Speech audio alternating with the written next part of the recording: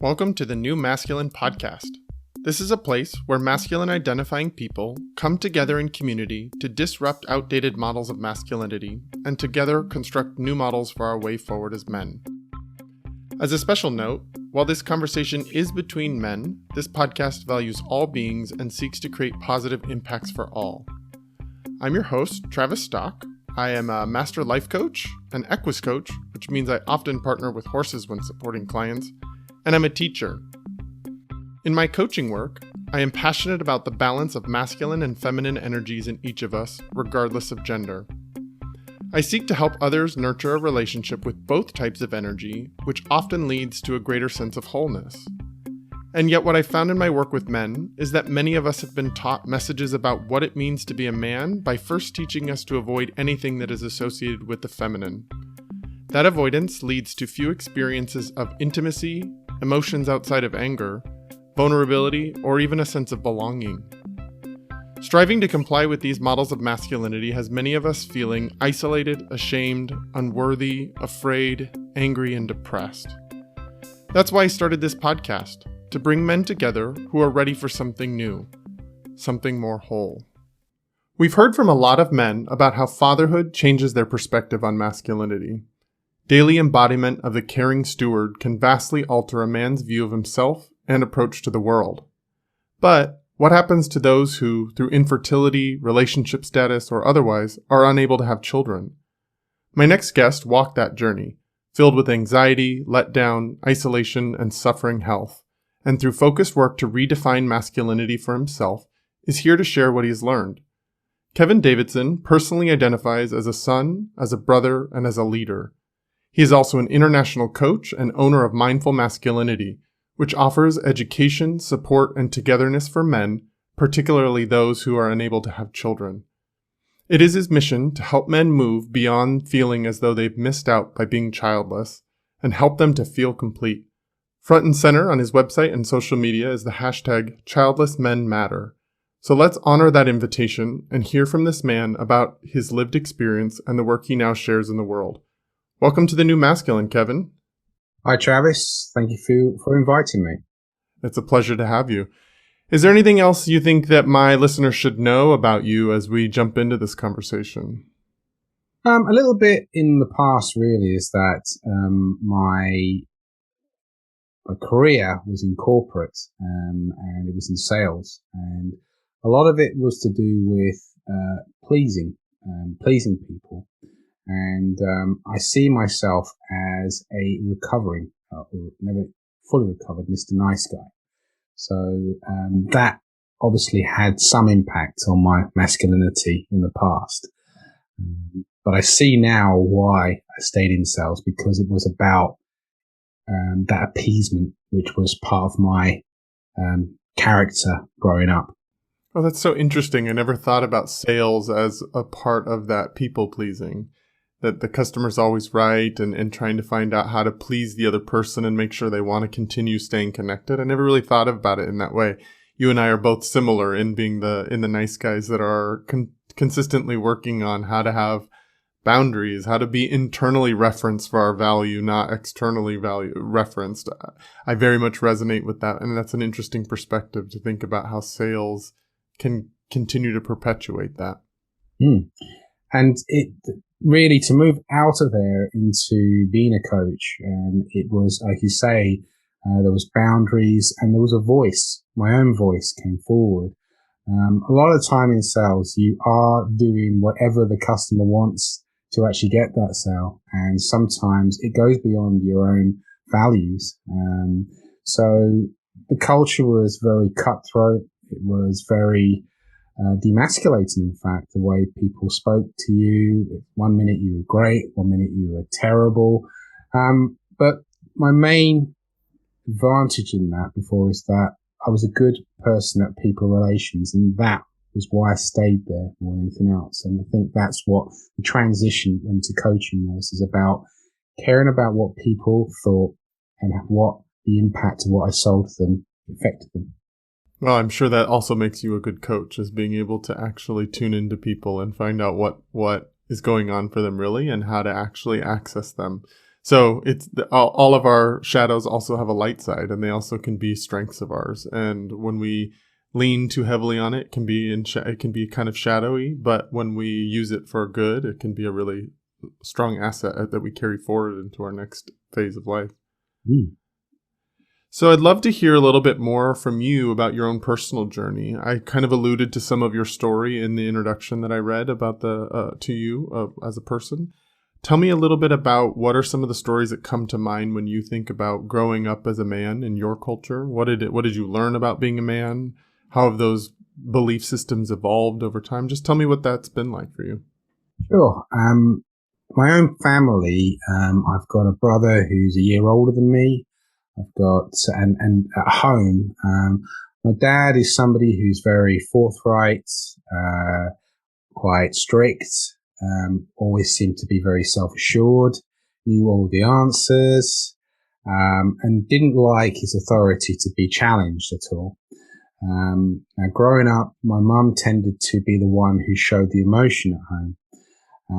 And I just see that as growing up, that the emotion came from women, like my mother, and as a man or as a boy, trying to follow my father was about self-assurance, not showing any sort of weakness or vulnerability, and always seemed to know what to do at the right time.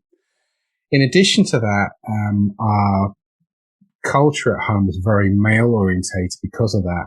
And being the youngest, I found that my views, I was just not heard. And I spent more time with my mum. And because of that, being the baby as well, she actually mollycoddled me a little bit. So I had this thing about my brother was more like at the time a man's man. He was spending more time with my dad. He got into mechanics because my dad was a mechanic, engineering. With me, I used to do more reading, and the only thing that I had which was different was that I loved sports and I was competitive. And when I played sports, I just felt free. I didn't feel like I had to have any particular thoughts about being quiet or reserved. I just ran free, and I just loved that feeling. Because deep down, I'm actually a very passionate person, quite competitive and quite lively. And I just felt that growing up, I kind of had this, don't make too much of a fuss of things. And it was like a grounding all the time, and it really frustrated me. Also, I did tend to be a very fearful guy. And we're talking about, I was afraid of the dark. I was afraid of Doctor Who. And anything that had to do with occult, particularly, because I was brought up a Catholic. And if you go to Catholic school, you basically get absolutely taught about dread, fear, and it was difficult. Years later, I found out that these fears were my mum's, and what I did is that I took a decision to actually say these aren't mine, and I was able to move on. But as a kid, growing up, I was very, very fearful. I was also, because of my ethnicity, in a Catholic school with very little diversity. So I stood out. I wasn't very big. So I did get picked on. I did get bullied. But unlike my brother, I was good at sports, so people wanted me to be on their team. But the difficulty was that I always had to perform. I always had to be the best player, and people accepted me. And I was good. But if I made a mistake or if I did something that people didn't like, I was put down straight away, like, we don't want you in here. And I found myself being like a social butterfly, a bit of a people pleaser. That's how I found safety, is by having friends that, he's okay because he's all right at sports, or I kind of went along with the flow a lot. Didn't have a view, didn't challenge authority, which was a real problem for me growing up. and even into my early adulthood. And I went into college, really with not a lot, very, very introverted. Even though I was extroverted, I was very introverted and shy. And one particular thing happened in college. When I was growing up, it was a case of shut up, listen to the teacher. My parents were very strict about that. Parents even used to say, has he actually been cheeky? Has he actually played up? If he's not, you got my permission to punish him, etc.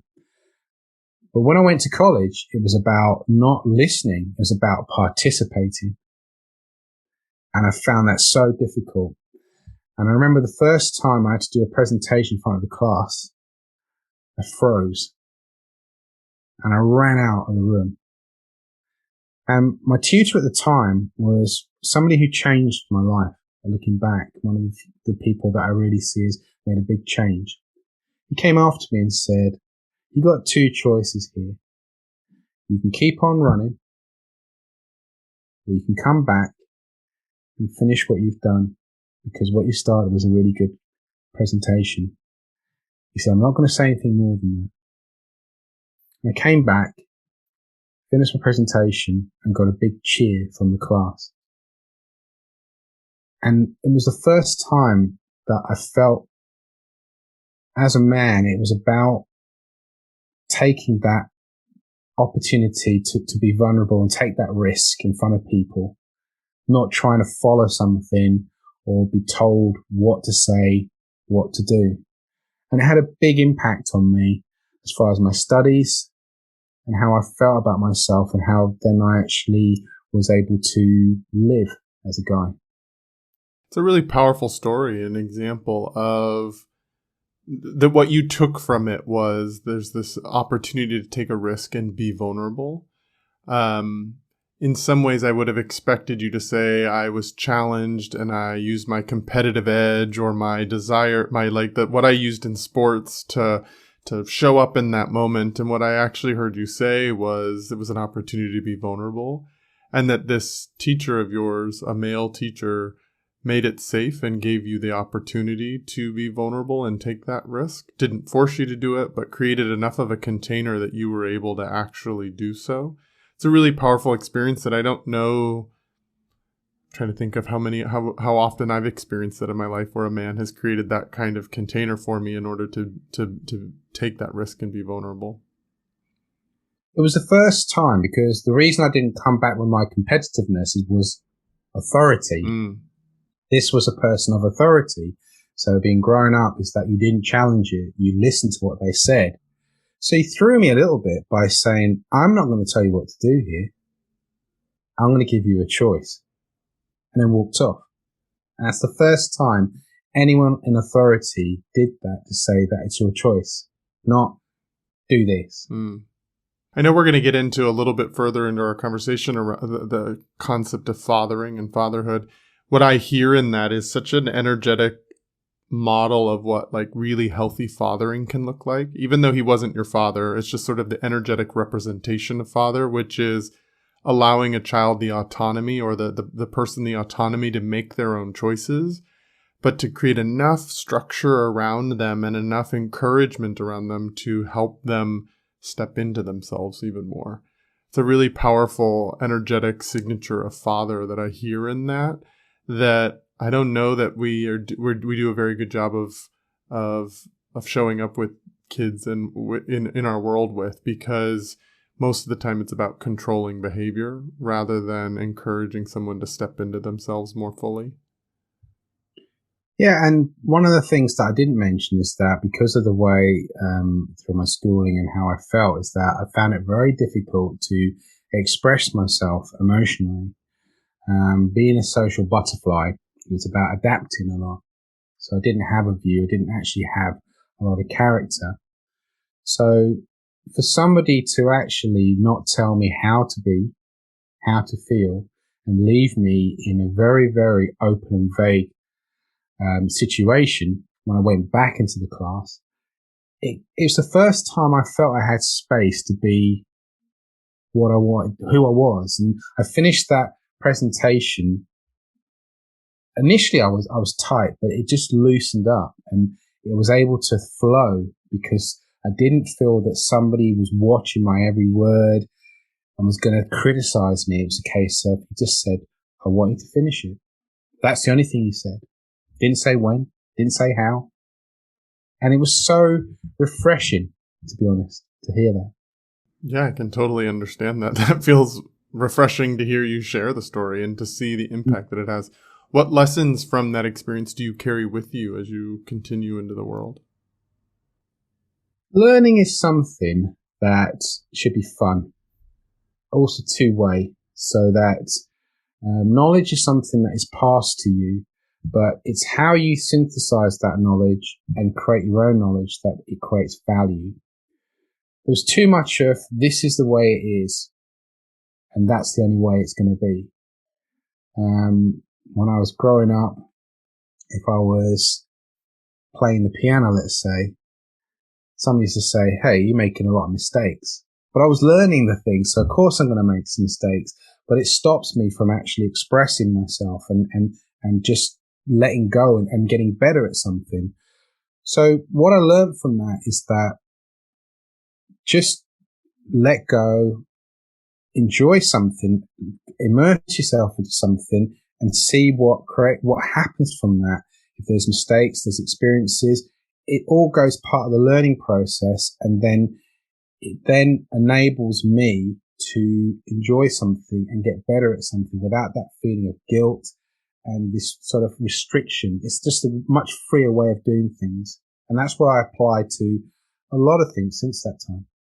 There's so many things about you and the way that you talk about yourself that I really resonate with just as a man. I find myself having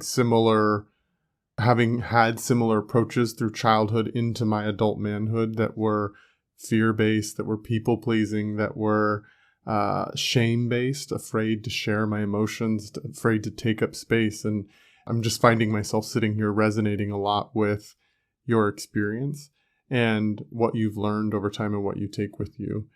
You mentioned also that your ethnicity played a role in your experience of childhood and your experience of your religion and your experience of growing up. In the U.S., we're having a lot of conversations around race and conflict around racial identities. I'd love to hear a little bit more from you about how ethnicity and race played into your ideas around manhood growing up. The biggest thing was that I didn't feel normal. I stood out and I felt excluded at times, and seemed to be not on a par with people. I wasn't ever feeling like I was a peer unless I did something that was better. But then if I did something that was better, some people didn't like that because it showed them up. So therefore it created hostility as well. And there was this feeling that, I mean, we're talking about growing up in the 1970s and 1980s. It was a different time. There was this feeling that whatever I did, I was who I was, and I wasn't a Italian or Irish or English white Catholic. I was always somebody different. And I had some issues with that with the Asian community as well, because I wasn't called Muhammad or Devinda. I wasn't Sikh. I wasn't Hindu. I wasn't Muslim. So they asked me, how come your name is Kevin? Why can't you speak the language? And then on the other side, it says, well, how come your name's not Devinda?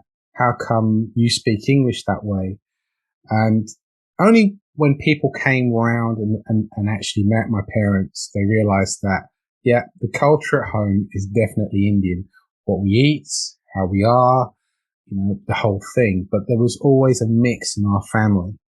I've now been able to actually embrace that and been proud of it. But growing up, it was difficult. And it also had a problem with masculinity because on one side, in the Asian community, the man is very dominant and very, very, knows everything, is like the voice of the house, let's say. And it is the same in the English, my English friends, but I did notice a difference between mums being a lot more authoritative than maybe in the Asian side of things.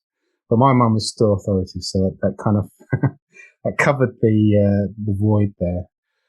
I think I was just careful how I was. I always tried to fit in, not really cause offense, and not really be seen. So I kind of went under the radar a little bit a lot of the time. So people knew I was there, but I didn't really stand out.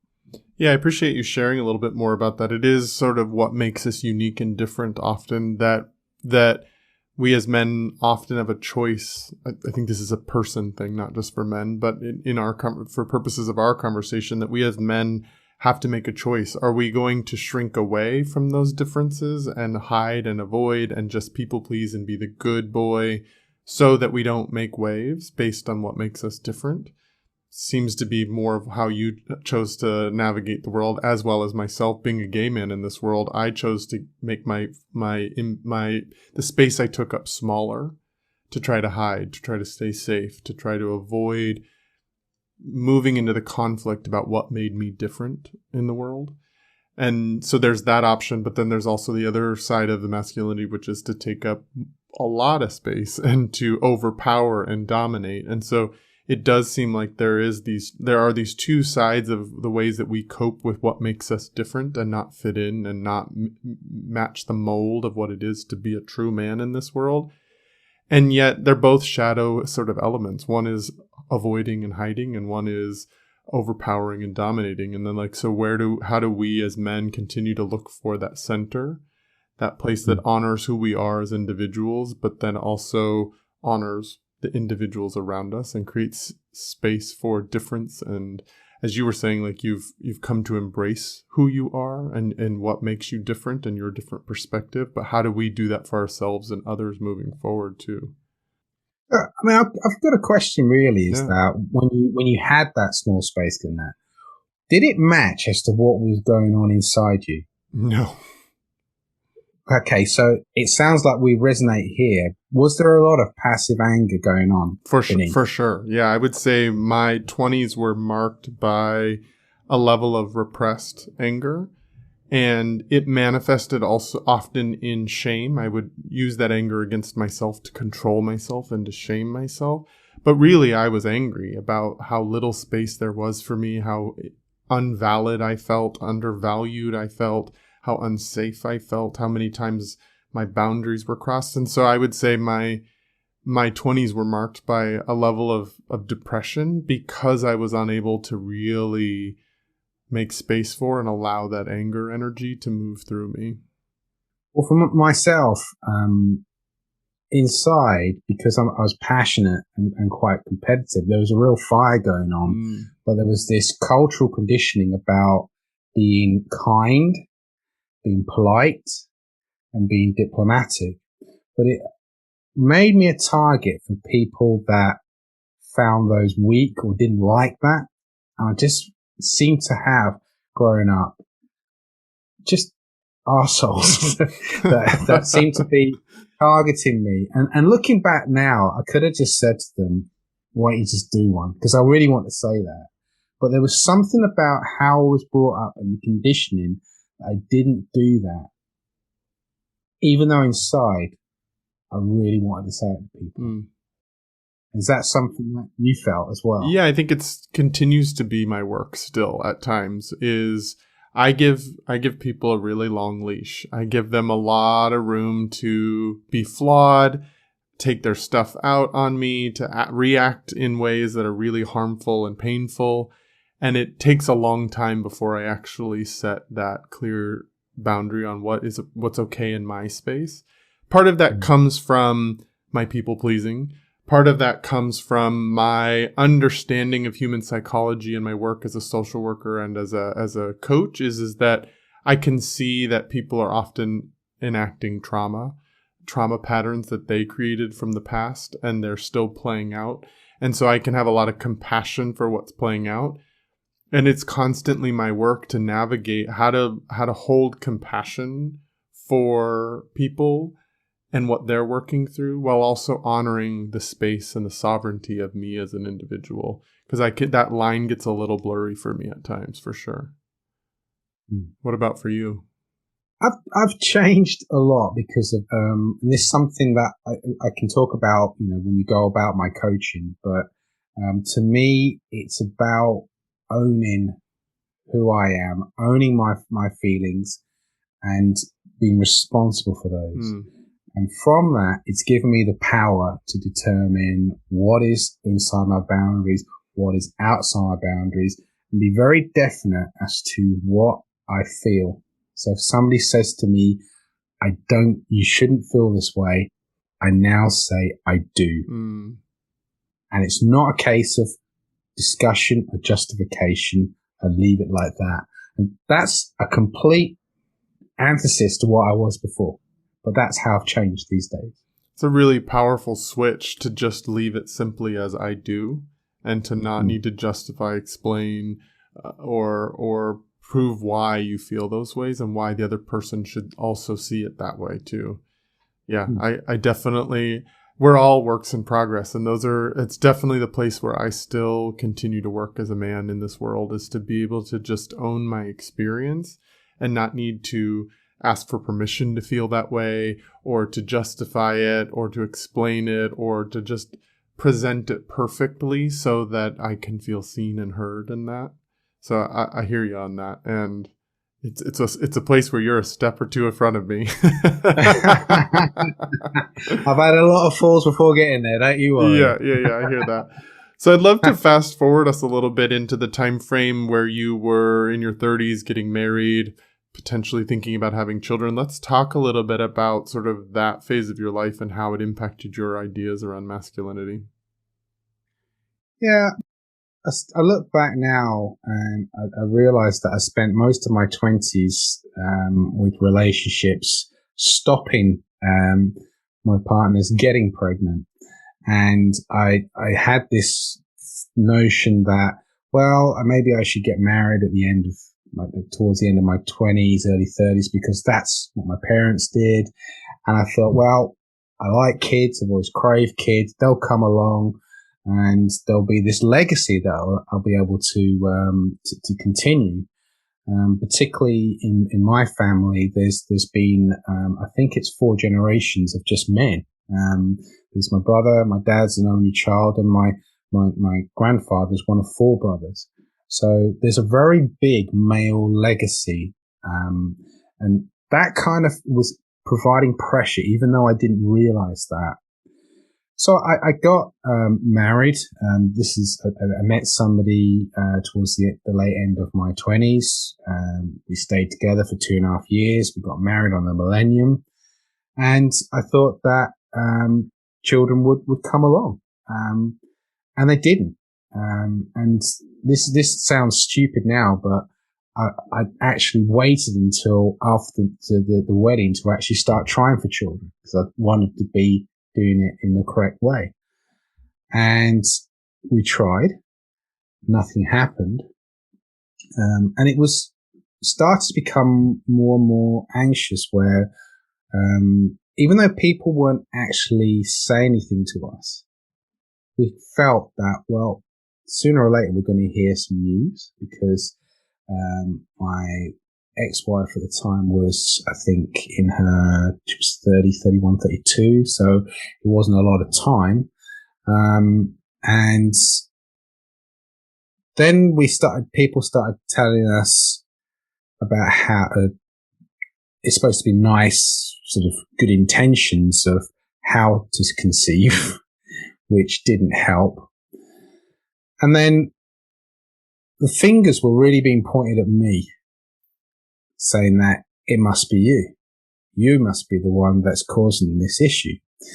So I had to start doing fertility tests rather. And my fertility levels were just so varied. You have to have it every 90 days. So once I had it, I was perfectly fine. Then the next one I had was subnormal.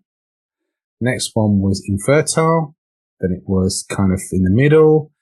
And it was just a roller coaster of emotions. And it really impacted how I felt about my masculinity. I really started to feel emasculated and inferior.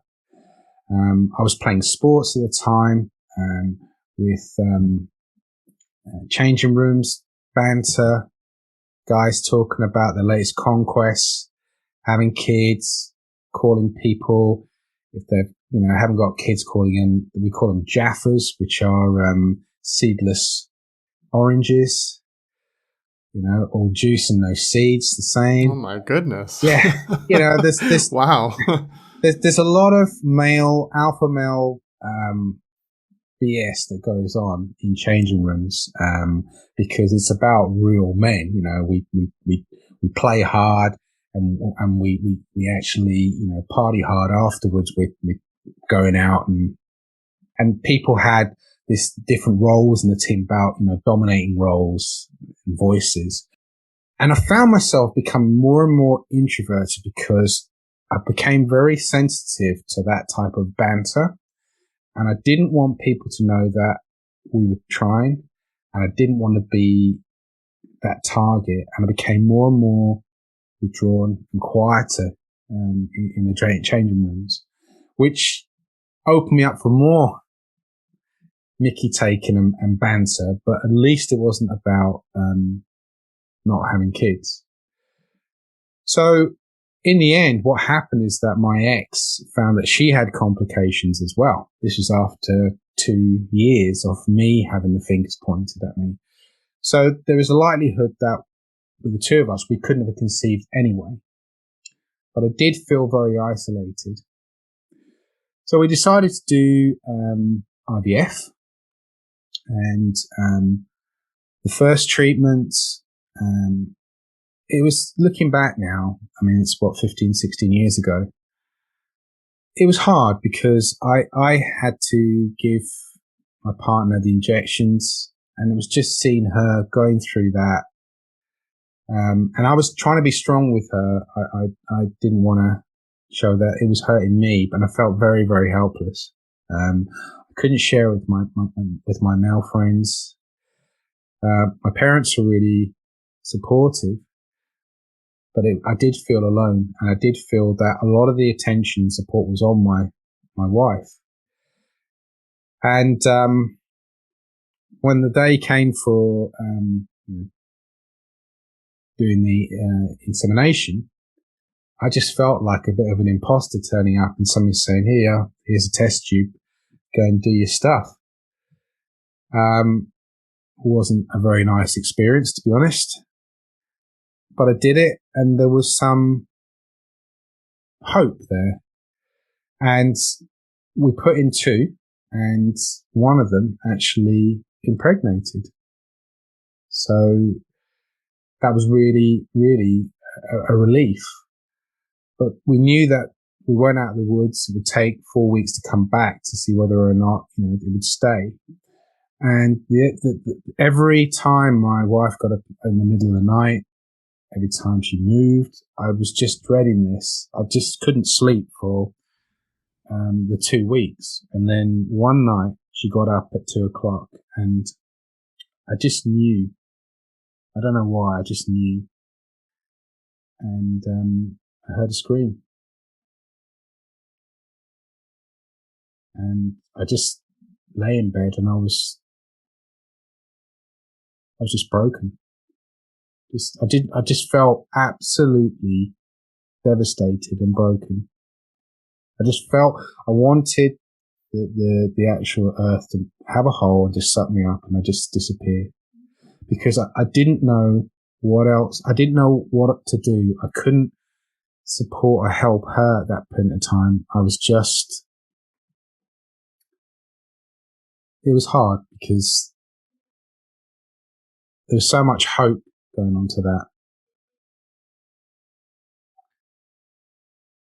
So we had counselling, and I felt the counselling was more to do with her than me. I kind of did the thumbs up, yeah, I'm okay, and people thought as long as he's okay, he's okay. But I felt very, very like I'd failed. Maybe it was me that failed that. Maybe my sperm wasn't strong enough. I just felt very, very low after that. But we did decide to do another treatment, and then on the second one, we did blastocyst. So therefore, the two form, and then you put like an embryo into her, and it wasn't as bad as the first time when it became negative, because I'd experienced it before. But it did really have a massive impact on how I felt. Massive. I'd really felt like I'd let down my family. I'd let down my heritage. I'd let down my friends. I'd let down my wife, my in-laws. I just didn't feel I didn't feel like a man at all. I was so angry. I played cheat. The next day I had to get out of the house, and I'm surprised I didn't get sent off. I was running around, just flying into tackles, playing, you call it soccer. And I was just inside screaming, just wanting to let go of this pain. It was so painful.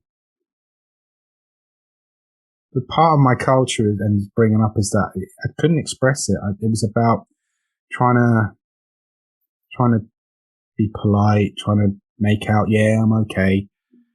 But deep down, I was absolutely just screaming inside. And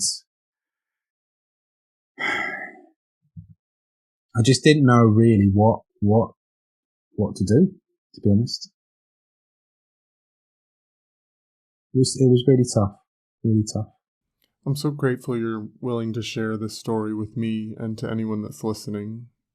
I think it's very often the case where the female partner is the focus, and in many ways we can understand why that's true. But being able to see your emotion, to see how this impacted you, to witness it with you, feels like a gift to me. So I appreciate you being willing to take this step and willing to share this with me. You're welcome. Since going on this journey with my coaching, I kind of buried this and I hadn't really thought about it. But and whenever I think about it, even though it's 15 years, it feels like yesterday. I can see that. It really does. I can feel that in your emotion. And we thought that people talked about adoption, but I just couldn't do it. I said it had to be a biological child. I couldn't bring myself to. What were as you are sitting in that level of grief and that level of feeling like a failure and that feeling not like a man, what ramifications did that have on your life as you continued to try to take steps forward, even though your life was in such a hard place? Our relationship broke down. We really started to become toxic to each other. I think it was the pain. It was just too painful to actually get over that. So our marriage broke down, which led to divorce in the end. My health wasn't good. I stopped really caring. I was overweight. I was drinking, eating badly, looking after myself, going to bed late, just withdrawn. I just withdrew, didn't really do much. At that time, I wasn't really so much on the internet, but there was some video games. There was just stupid things to look at, books. I just procrastinated and didn't really want it. It just seemed to numb things better. I was just numb. I also lost 2 jobs in the process, and looking back now, poor performance. I didn't care at the end. I just lost the will for really caring. And yeah, I was sacked twice in the space of 4 years following that. And at the end of that, 4 or 5 years later, we agreed to separate. So it had a massive impact on my life. It's so important for us to continue talking like this as men, where we share the sort of silent burdens that we've been carrying. Because I would imagine it sounds like it's the same in your culture as it is in my culture, that we're, first of all, not given the internal resources to know how to deal with our grief, with our feelings of failure, our vulnerable and weak emotions, or quote unquote weak emotions. And then as we move forward into the world, we don't have very many resources or options for how to navigate that kind of crisis of faith, that crisis of belief, that level of feeling lost in the world. And we see the consequences, like failed marriages and being fired from jobs, and we try to treat those symptoms, and we never actually address what you were really going through as a man at that time. How did you find your way through that? Well, one of the things that you probably can see from what I said is that the only emotion that seemed to be appropriate was anger at the time. It seemed to be the one that was acceptable from people, that was angry. I wasn't able to really express how the grief, the sadness, and how fearful I felt. The anger just covered that. And to move forward, it was trying to come to terms with something that I didn't want to go to, because it was easy to be angry. Why this happened to me? Why am I not a father? But I had to make the decision that I wasn't going to be a father. And it was something I didn't want to approach. But I realized that to move forward, I had to do that. And that was the start of the healing, but it's not something that I did alone. I had therapy, hypnosis.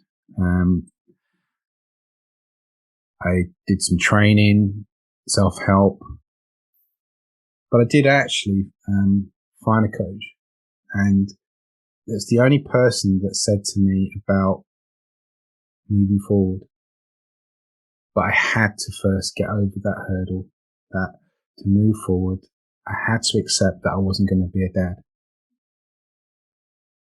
And that was the hardest thing to do. Yeah, I hear that. I have my own personal experiences, and it's one of the reasons I'm so grateful that you and I got connected and that we get to talk about this and share this experience. It's funny to me. It's like after all of these conversations around masculinity and being a man, this is a nuance of the conversation that I hadn't really put any focus on. And yet it's actually a big part of my own story too. When I was struggling the most to come out and to share that I was a gay man and to really live authentically, the idea that my family was not going to look the way that I had imagined it, the idealism, the romanticized version of this family that was a heteronormative husband and wife with their kids, and that children were going to happen in a normal sort of quote unquote normal and sequential part of my life. That was a really big portion of why I struggled as much as I did to come out. My views have evolved over time, but at the time I really could not see bringing a child into a gay family. It felt like setting the child up for failure. It felt like I couldn't do that to a child. My views have completely changed around that, but I didn't have anybody to navigate that with. Nobody gave me a roadmap to understand that kind of grief, to understand that kind of fear, that kind of anxiety. And it really was what kept me trying to, even though I knew who I was, trying to make it work with a woman, to continue trying relationships with women, even though they weren't working. And so I appreciate you being willing to share this and to be able to connect with you on this level, because it puts me back in touch with that 20s, like late teens, early 20s boy that was becoming a man and had to sort of dissolve what I thought I wanted, that had to dissolve the fantasy or the romanticized ideal life that I had created for myself. That was important to me too. So thank you for sharing your emotions so clearly, because it allows me to touch back into parts of myself that I put away for a while, long ago, in order to live my current life. So did you have to do a similar decision to what I had to face in the end? Yeah, I guess at the time it felt like I was committing to not having children by coming out, by living authentically, because in my mind at the time there was no way that I would have children and be in a gay relationship. I don't know where that leads me now. I'm a 36-year-old man, and so I've got some time for my feelings to evolve, and they have evolved so much over time. I don't know where that leads me in terms of my actual decision long-term fatherhood-wise, but I did have to leave that decision behind back then. Luckily, my belief systems have evolved over time, and enough to it now is an option on the table, but I don't know what I'll do with that. It's not a decision I'm making right now. You said you spent most of your 20s trying to prevent pregnancy. That's the gift of being a gay man, is that I can't have an accidental pregnancy. And so there's an intention and thought behind it that needs to be a part of it. And it's a decision I'll make at a later time. But at the time, it did feel really like it was a definitive choice that I was making, that I had to grieve back then. But you don't mind me asking, is that to get to that point of coming out, how difficult was it to actually come to terms with this and actually be able to move forward into making, actually, doing that, coming out? Well, I mean, it came in different phases. I can think back to recognizing on the kindergarten playground that I could notice that people noticed that I was different. Other kids noticed that I was different. Not that we had language for gay and straight, and it wasn't like I was being called a fag or being called gay out on the kindergarten playground, but I watched other boys especially interact with me differently than they interacted with other boys. And so I had a felt sense that I was different from a really early on. And so I knew those things, that was there. I spent a lot of time praying that I wouldn't be gay when I woke up the next morning in my teenage years. And I struggled with it a lot. I, in college, had a romantic relationship with a man that was a roommate of mine that everyone thought we were friends, and yet we were in a relationship. I don't know. Maybe people had some idea as well. But I experienced that. And when that relationship ended, it was such a blow. And it felt like we were so enmeshed and codependent because we were both in the closet at the time. And when that fell apart, I was like, well, that didn't work. I'm going to try again with a woman. And so it was kind of like in and out and swinging back and forth. And ultimately, I was pushed to come out. A loved one in my family kind of opened the door to that closet for me and yanked me out. And at the time that felt really hard, but it was the start of my journey of actually really being able to just come to terms with it and say who I was and to take up space in who I was. But I really do remember very clear times of really struggling to feeling like I was failing because I could not have the family that I once envisioned for myself.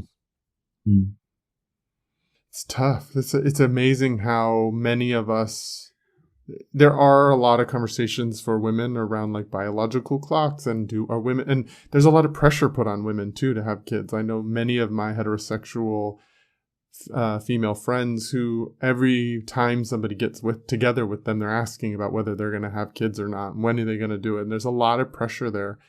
And there's this unspoken emotional energy for us as men about that topic too. And many men choose not to have children, and they're plenty happy with that.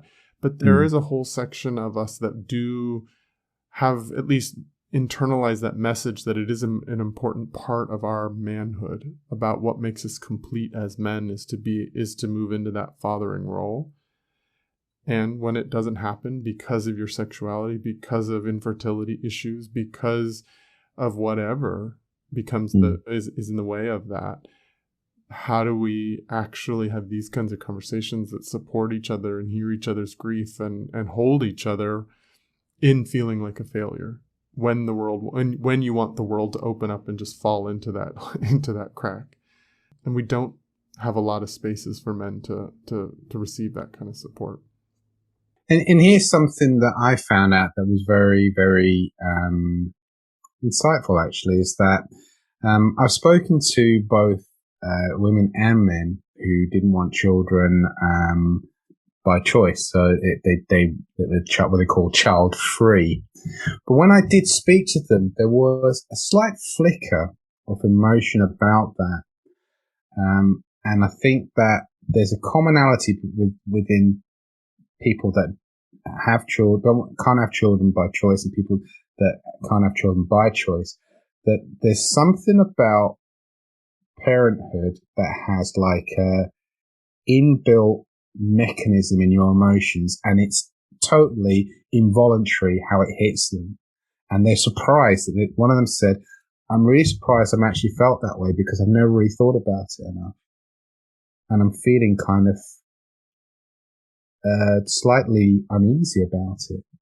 So we don't know. We don't know the impact of parenthood to us emotionally. But obviously, if we're trying to be fathers, that's where it hits us the hardest. Yeah, I mean, it doesn't surprise me that you've heard that, because so many of the models that we see out there are families that have parents and children. And so regardless of what your personal desire is around there's a lot of pressure and a lot of societal norming around that that make us have to eventually confront it. We all do have to make that decision at some point. Are we going to have children or not going to have children? And sometimes that is chosen for us, and sometimes that we make that choice. But it is something that almost every single adult, I would imagine, has had to confront at some point in their life. Yeah. So you said about healing. That was the big step for me to move forward. Yeah. And then what I learned was that I had been basing my masculinity on fatherhood. That fatherhood would complete me. And if I was a father, I would be a man like my father, my grandfather, etc., etc. And that was the area that I had to change, because that belief was restricting me and defining who I was as a man. What was that process like for you? How did you do that? And I'd love for you to, as you're talking about how you did that for yourself, what that looks like when you're now helping other men do that, when you're coaching work. Well, for myself, I took the long route, as I said, is that I invested in a lot of training and therapy, but also the biggest thing was that I wasn't willing to really share how I felt. But I was impressed by the impact of coaching, so I started doing my coaching training because I felt that it's something that would help me. And they always say that to give something you can actually get it heals you.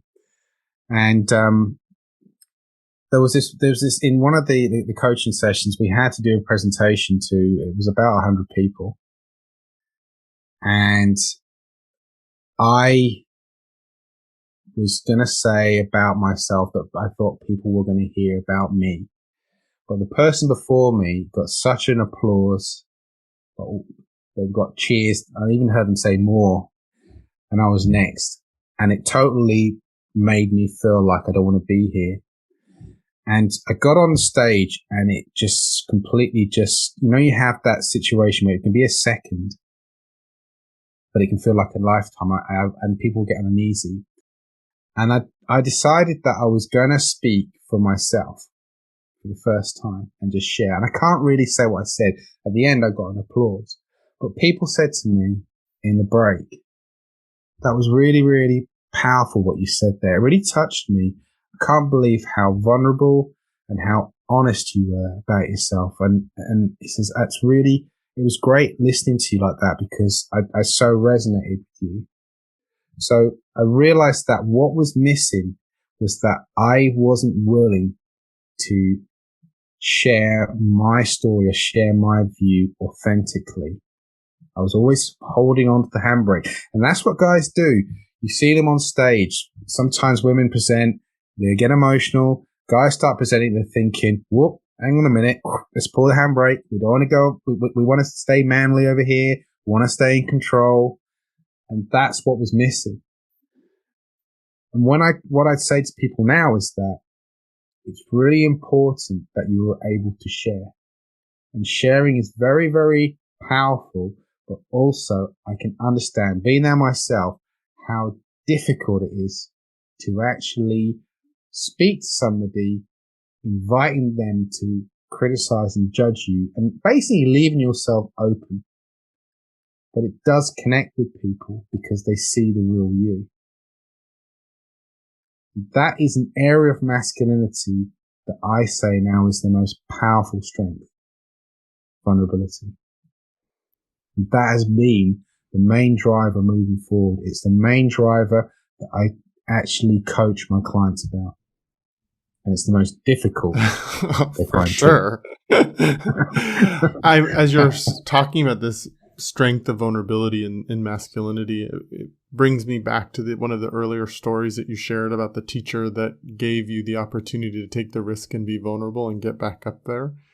In some ways, you were given that as a gift back then, and now you are offering that to men moving forward. You can't make them be vulnerable. You can't make them do anything as a coach, but you can create the safety to start to take the risk of being vulnerable, to actually stand there and in the story and be real, and to take the handbrake off and actually just let it go. And I'm glad you said the word safety, because that seems to be the underlying factor for men to share in particular, is that we have to feel safe. The trouble is, though, in front of that audience, I didn't feel safe, but I had no choice. And the only way to move forward was to be myself. Because like when I went back into the class, I had nowhere to run. I couldn't go anywhere. And I realized that was what he meant, is that you can keep running, but where was I going to go? I had to come back to the classroom at some point. So it sounds like to me like you've had a lifetime of learning to develop psychological safety for yourself and to really develop that so that you can be vulnerable, that you can set what your boundaries are, so that you can be clearer in who you are, in the space that you inhabit, the sovereignty of you, not just the people pleaser that's trying to get people to like him. How do you, when you're supporting men in this process of being vulnerable and taking that risk, how do you help create psychological safety for men? Or how do you help other men create that for themselves? Well, it's about giving permission. And what I found is that men respond better when you start from without to within, rather than going straight to within. Because we're not used to people, like you said, women are saying, they ask intimate questions like, have you got kids yet? Guys don't tend to ask that to each other. So usually with somebody, I'll ask them, what's going on in their life, and then lead that into how they're feeling, what impacts that got. And that way they feel more and more safe to actually start opening up a bit more, unpeeling the layers to get to where we want to go to, which is that vulnerable area. And in my experience, once a guy is actually safe, he doesn't shut up because all his life he's not had that opportunity to speak like this, to speak so openly and to speak so honestly about themselves without feeling any repercussions or consequences. So once you get to that area, it's an amazing epiphany happens, how they just open up, and the more direct guys are than women is that they'll actually go straight to how they feel and want to know, how can I tackle this now? It's out in the open now. So they want to find, how do we move forward? So yeah, going from without to within is the best way. Gosh, that's so true. To my experience of working with men too, is that once they do feel safe, it does, the backlog of everything they haven't been able to share just comes pouring on out. Yeah, it's so true. I also find that in men's spaces that I've helped facilitate, where men are often sort of avoiding intimacy and vulnerability with each other. And the first man that is able to risk crying, then they all start crying around, and it all becomes this place where we're all really craving that kind of intimacy, that kind of safety. And yet there aren't that many spaces where we as men feel that. And so I completely agree with you that it is about, how do we create more spaces for men to feel safe so that they can do that work from going without to within. And then once they find out what the feeling is, what's there, then we can use one of the natural skill sets of the masculine energy, which is solution oriented. Let's find something. Let's find a way through this. Let's find a way to overcome it, to move beyond it, and not stay stuck in those patterns that continue to re-entrench that feeling. Well, by doing that, it unlocks the other emotions. And if, like me, in the past, I found that anger was the one emotion that took in sadness, it took in fear, it took in joy, because it was something I can express. But everything got tangled up in me. And I realized that I just expressed anger because that was something that everyone could relate to. Unlocking that, you can realize that your anger, you can take off all the stuff that's connected to your anger and feel that you can release your anger better, because you can now express grief, sadness, fear in a way that is authentic to you. And from that, it just creates that space to be able to move forward and just feeling like they're your feelings, and you're able to own and express them without anyone saying you shouldn't do that. And it's such a big jump for people. Yeah, it goes back to what you said around when somebody says, well, you shouldn't feel that. And you said, well, I do. And just that ownership of the feeling and being able to communicate it is super powerful.